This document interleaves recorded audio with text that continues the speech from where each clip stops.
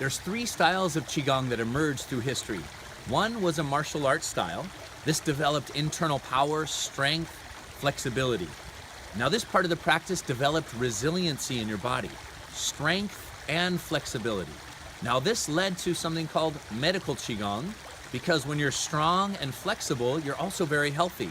So the branch of Medical Qi Gong focused on specific ailments.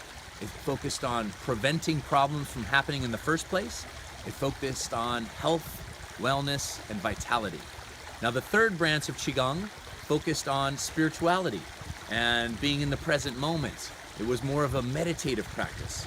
So the three branches of Qigong, martial, medical, and spiritual, combined to create this unity or wholeness practice that combines all three of those practices to feel strong in your body, balanced in your heart, clear in your mind, and connected to life in general.